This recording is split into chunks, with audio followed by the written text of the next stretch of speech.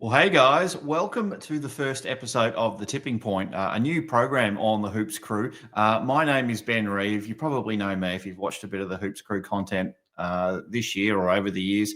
But this is a show where I'm going to every week, I think on Monday night, even though it's a little bit early in the week, I'm going to give my thoughts on the tips my tips for the week, my strategy for the week.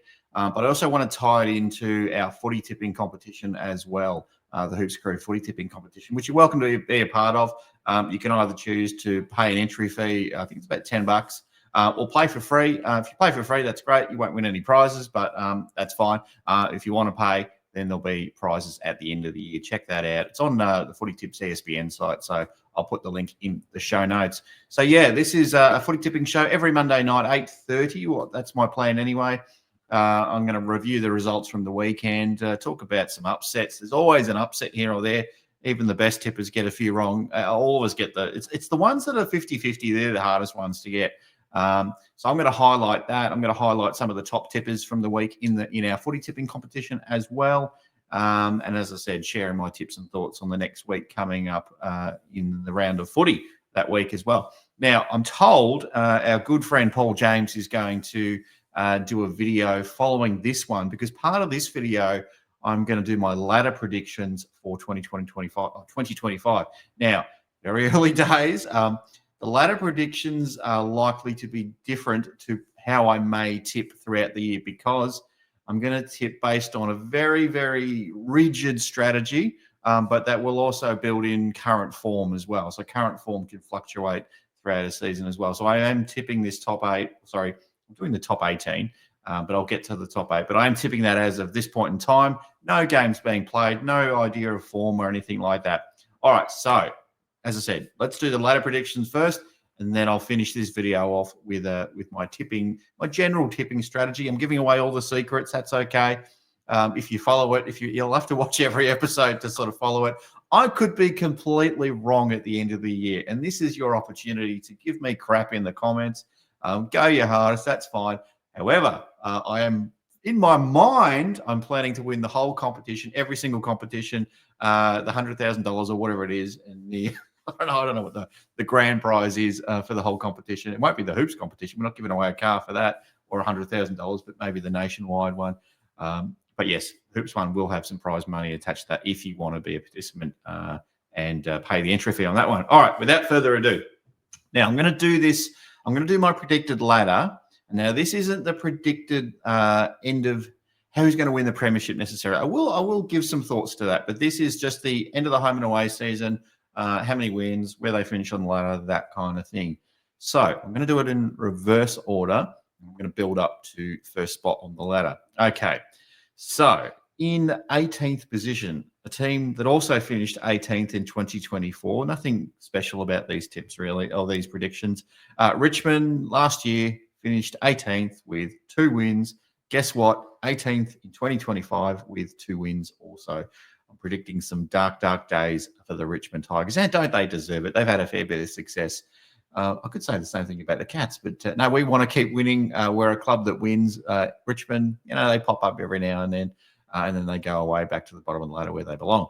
So Richmond, 18th again, sadly, in 2025.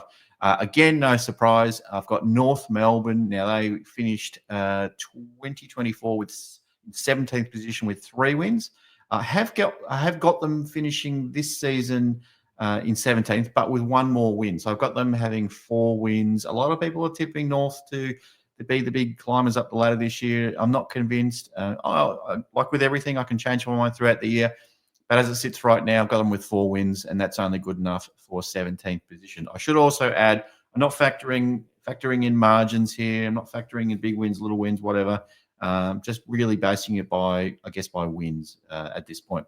Again, no surprise, in the 16th position is West Coast. Finished 16th last year as well with 5 wins. I've got them having another 5 wins in 2025. Now, this is probably the one I was less confident about. I think they'll probably do a lot better. But I just looked at the fixture and I went through every game and I just couldn't give them any more than 5 wins. So I could be wrong on that one, but at the moment, yeah, sorry, West Coast fans, 16th position for you again. Another year, another tough year for the club. All right, now this is probably where it gets a little bit controversial. And if there's any Collingwood fans watching, goodbye, because I'm sure you're going to be switching off at this point. Yes, I've got you finishing. Well, you finished 9th last year with your 12 wins and 2 draws, but sadly, I've got you slipping down to 15th this year with 7 wins, so dropping off significantly. I feel like there's a cliff coming. I hate to say it, but yeah, I think things are going to go bad for the club in 2025. Sorry, Collingwood fans. See you later. Catch you on the next one. Hopefully you've stayed with us and you'll see how we go. I've got another controversial one lined up as well. You've probably seen it from the thumbnail. That's why you've clicked on the video to get to rage out. So down below is where you can rage out in the comments. All right, Adelaide fans. Last year you finished 15th. I've got you finishing 14th in 2025. Still on 8 wins. You had 8 wins the year before. I think you'll get 8 wins, but I think that'll be good enough for a slight jump in the ladder for you this coming year. Another one. This is a team that's dropping out of the 8 for me. The Western Bulldogs in 13th position. The year before they finished 6th with 14 wins. I see them dropping a fair few wins this year. Only 10 wins for the Dogs. Sorry. I might be seen as being very anti-Western Bulldogs on this channel. I probably am. I tried to get rid of the coach a couple of times over the last few years, but he's hanging around. Yeah, I don't see the Bulldogs doing too well in 13th position on 10 wins. Another team that might jump up the ladder a little bit, but still probably just a middle of the table kind of team after winning a premiership a few years ago is Melbourne in 12th this year with 11 wins. Last year, they were 14th on the ladder with 11 wins. I think 11 will get them a little bit higher this time around. In 11th position, we're getting close to the top 8 now. Some teams that'll just be a bit sad to miss out at the end of the year. But sadly, St Kilda, maybe a little jump from the year before where they finished 12th with 11 wins. I think they'll get one more win this year with 12 wins, and that'll get them up to 11th. But I just don't see it from St Kilda yet. They've had the injuries through the preseason. It's not been great. I think they're going to just struggle through the year. 11th will probably be a success for them. But internally they probably think they deserve to play finals, and they've got a good list and can do it. But I don't know. I don't see it with St Kilda. Sorry, St Kilda fans. All right, so probably the most controversial one of all, unless you're a Collingwood supporter and it's all about Collingwood. But no, Hawthorn. And shocker, the bloke from the Hoops crew that covers Geelong content has Hawthorn missing the finals. Seems to hate Hawthorn. Take your anti-Hawthorn goggles off, they say in the comments. Well, they're screaming into their screens, mobile phones or laptops or whatever right now. But no, I've got Hawthorn in 10th position, a bit of a tumble from 7th last year with their 14 wins.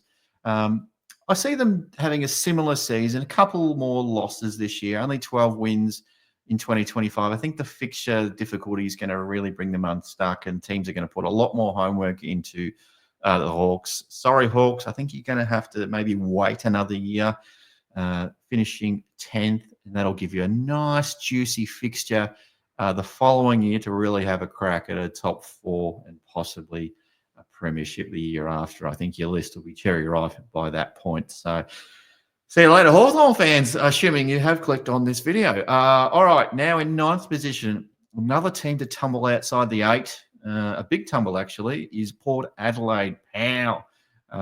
Finished 2nd in 2024 with 16 wins. I've only got them in 9th this year on 13 wins. So still pretty good to win 13 games of footy, but not good enough to play finals. Now, you may have realised at this point I haven't read out a certain team that's never played finals before, and that is, Paul James will be very happy to hear this, that is the Gold Coast Suns to make their debut in the AFL Final Series in 8th position. I think they're going to be good enough for 13 wins as well as Port Adelaide. I think they'll probably just get there on percentage. Let's hope so, Gold Coast fans, all 3 of you that are watching, and all 3 of you that are paid up members at the club. Finished 13th last year with 11 wins. I think they'll finish 8th this year with 13 wins. I think the list is just getting there, just about ready to announce themselves where they'll finish in the finals. That's another one. I might come to that in a second. But yes, now in 7th position, a team that was in the finals last year but might just slip back a little bit this year is the GWS Giants. I've got them with 14 wins this year. They were 4th last year. Just absolutely shocking in the finals. 4th last year with 15 wins. I think they'll play finals this year. I think they'll actually squeeze a win out too, but beyond that, I'm not sure about how they'll go in finals. All right, here we go. Another team I haven't read out yet, but in years gone by, I was very, very hot on this team. I've got Essendon Bombers finishing 6th with 14 wins. Can you believe it? What is he doing? Essendon fans are loving this, clearly. Maybe they don't believe me, but yeah, I've got them finishing 6th with 14 wins, just ahead of the Giants after finishing 11th last year with 11 wins and a draw. All right.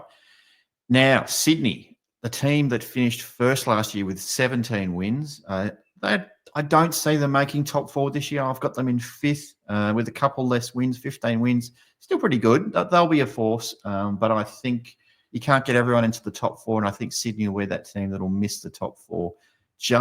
I think that spot will be taken by Fremantle, who is going to jump up into the 8, all the way from 10th last year with 12 wins and a draw. I think they're going to increase their wins to 15 this year, and that'll be good enough. 4th.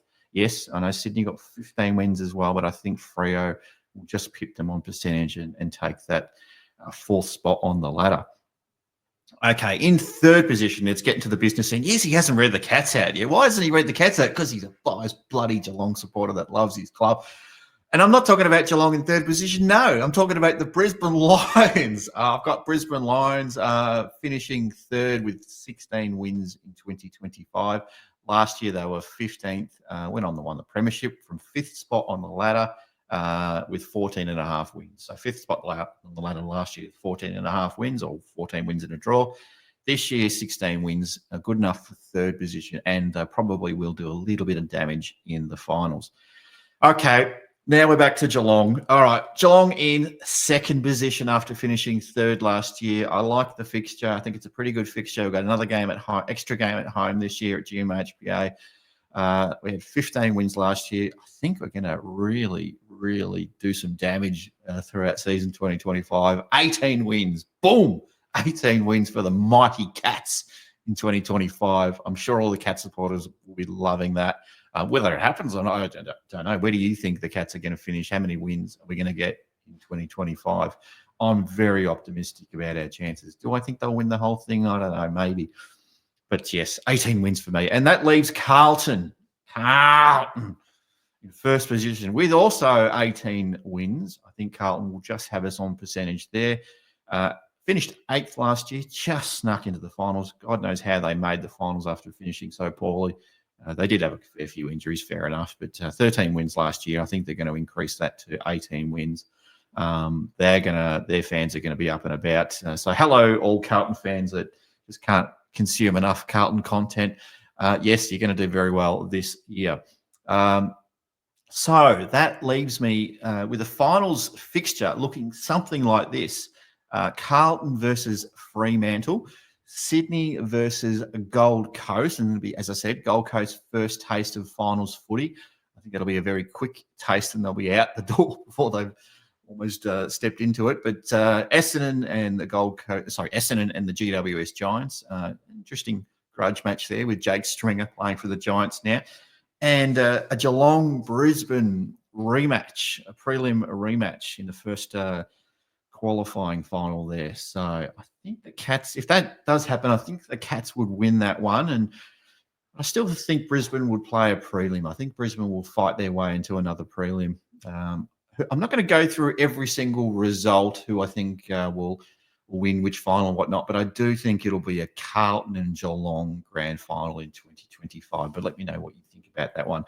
I don't know who I'm going to pick. I'd like to say Geelong would win that one, but yeah, sort of feel like it could be Carlton's year in 2025. I feel like they've done the hard work. They're just about ready to pop now. So, yeah, I think Geelong might have their heart broken again, but hopefully take another step this year and make a grand final at least. Do you want to make a grand final and get your heart broken? I don't know. All right. This is the part where I'm going to talk a little bit about my tipping strategy. So if you're not interested in that, see you later. Thanks for watching. But this is how I'm going to tip.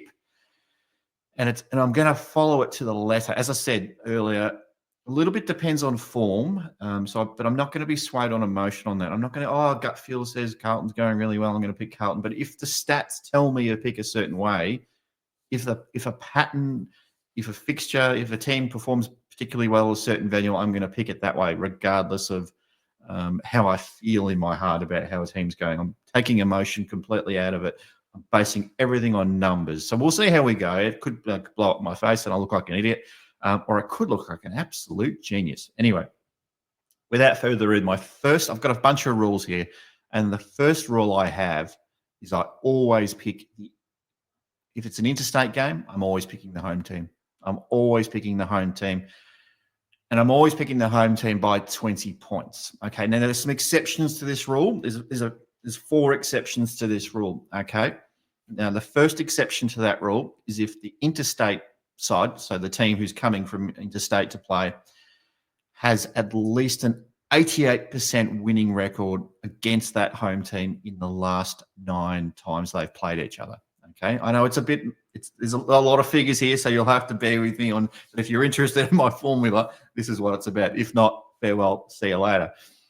So I've got to be really, really confident, essentially, that this team has got the wood over who they're playing, even if they're traveling from interstate. So it's pretty high. So you've got to be pretty good. The other exception to this rule is that the interstate team has won at least 8 consecutive games against that opponent. Now, there's not many cases where that's happened, but there are cases where that's happened. Okay, so I don't know. Would I pick West Coast Eagles to beat Sydney? Probably not. That should play out in that first exception to the rule there. I think Sydney's got a pretty good record against Fremantle. So sorry, against West Coast. So that's probably going to where that's play out. And a third exception here is when the interstate team has won 4 more games in the last 6 weeks. So that's where the form comes into it, and that is going to change throughout the season. So if I don't know, let's say again, let's use the West Coast versus Sydney game. Sydney's more likely to have won plenty more games than West Coast in the last month. Let's say they haven't got a good winning record against them, but let's say they're absolutely flying form-wise. I'm going to pick Sydney in that situation because they're absolutely flying form-wise. So that's what I'll do. Now, the final exception when it comes to interstate teams is gather round, because both teams are from interstate. So it's really if one team's based in their home city and the other team's not. So if it's gather round, then I'm not even applying this rule full stop. Oh, this interstate rule full stop. I throw it out the window. All right, so picking the interstate team all the time by 20 points, unless for those exceptions. Now, if it's not an interstate versus, if it's not, say, a Sydney versus a West Coast versus Sydney type setup, if it's basically 2 states, let's use Victoria for example, 2 states that share the same, two teams from the same state, but one of them is a sole tenant. So Geelong's probably the best example there. We're the only club that uses GMHBA Stadium. You've got teams in the rest of Melbourne that share Dockland Stadium and MCG and all that sort of stuff. So I'm always picking the home team where they're the sole tenant of a game. So let's say it's I think Essendon's the sole tenant of Marvel Stadium. They might be playing like Collingwood, which is not a tenant of Marvel Stadium. Anyway, so I'm always picking the home team by 15 points in that situation. Again, I've got some exceptions to that rule as well. Okay, so the away team's got an 87% winning record or better against that team in the last 8 games. Okay, so they've got to have a really strong record against that team, against the sole tenant team in that situation. Or they've won 7 consecutive games against that home team. Okay, or the away team has won 3 more games in the last 5 weeks than that sole tenant team. Okay, so I'm always picking the home ground. I'm always picking the home team by 15 points, except for those exceptions. There you go. Yes, it's very numbers driven, this one, but that is how I'm going to tip. So you'll know throughout the year, why is he tipping that way? Why would he pick that team when clearly that wouldn't make sense for most people to do it that way? That's how I'm going to do it, and I'll either be right or wrong on that. Okay, so the next one is where 2 teams share the venue. So Marvel Stadium, for example, or the MCG, for example. This is where it's a little bit harder tipping-wise, and probably where the tips aren't always as reliable. You do have to rely a little bit more on form. But I'm going to always tip the home team by a lesser margin of 10 points in these situations.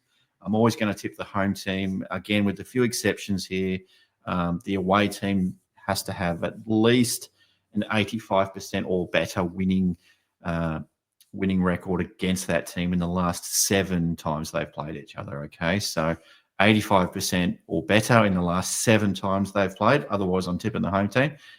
Or the away team's won 6 consecutive games against that team, against the home team, or the away team has won 2 more games than the home team in the last 4 weeks or last month, okay, or the last 4 rounds, whatever you want to call it.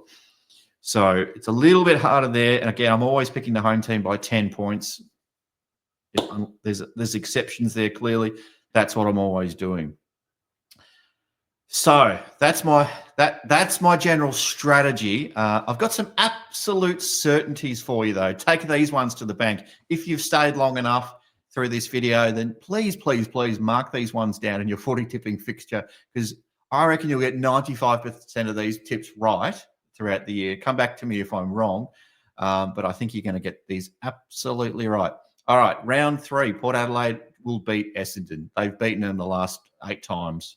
So tip Port Adelaide against Essendon, the last 8 wins they've had. Melbourne over Gold Coast in round 3 as well. They've had 12 straight wins against Gold Coast. They're not going to lose to Gold Coast. Sydney over North Melbourne, 8 straight wins in round 4. Essendon over North Melbourne in round 8, 11 straight wins to Essendon over North Melbourne. Collingwood over Adelaide in round 10, 9 straight wins over Adelaide. Collingwood's had. Geelong over North Melbourne, just a lazy 13 straight wins. Can you believe that? I haven't looked at the fixture yet. I'm not sure about this one, so I apologise. I should have actually looked at this. But if Adelaide's playing Geelong at Kardinia Park, Geelong's beaten them 14 times in a row at Kardinia Park. So you know who to tip for that one. Same as West Coast. If we're playing West Coast in Kardinia Park, Geelong's had 10 straight wins against West Coast there. And just lastly, there's a bunch more, but I'm not going to share them all. You'll have to watch throughout the year. I might sort of share it week to week if I come to a round and think there's an absolute certainty. I'll make sure I definitely highlight that on the show. But Adelaide just cannot win at the MCG. They've lost 10 straight at the MCG. So if Adelaide's playing at the MCG this year, sorry, can't tip you. Can't do it. I can't do it. But anyway, that's my strategy. Yes, it's a very numbers-driven strategy. It's a bit boring. There's no flowers. There's no lovey sort of stuff. There's no emotions attached to that. It's just sort of how I feel about the footy, and we'll see how I go. But yeah, definitely, I'll put the link to the footy tipping competition in the notes below. So please consider joining that. You don't have to pay the entry fee if you don't want to do that. But if you do and you want to share in some of the prize money, by all means, you can do that as well. So we'll definitely give some prize money to the winner, and we'll definitely celebrate the overall winner at the end of the year, regardless of whether you paid the entry fee. And I'll definitely highlight the some of the successful tippers throughout the week as well on the leaderboard as we go. Anyway, that's me. Thanks for watching. Make sure you check out the rest of the content on the Hoops Crew. If you like this video, if you got some value out of it, hit the like button down the bottom. Hopefully you've already subscribed. The like button really does help the YouTube algorithm and puts this video in front of more eyeballs. The subscribe button will really sort of help you kind of find us week to week. We're putting videos out pretty much 5 days out of 7. The post-game live show generally will drop, which is our sort of post-game show. Usually drops after the game, depending on when we're fixtured and so forth. And every now and then we'll sort of move some shows around and things like that, but just to sort of fit in with the AFL fixture. But generally, this show will be on a Monday night. You've got the Chaps Chat Cats on a Tuesday night. Paul will be on Thursdays and Sundays. So Thursdays generally previewing the game, looking at the teams as they drop. Then Sundays looking at the reviewing the game and so forth, and talking about some of the biggest stories that have happened that week in the AFL more broadly. So anyway, all right, thanks everyone. I'll see you on the next one, and go Cats. Take care.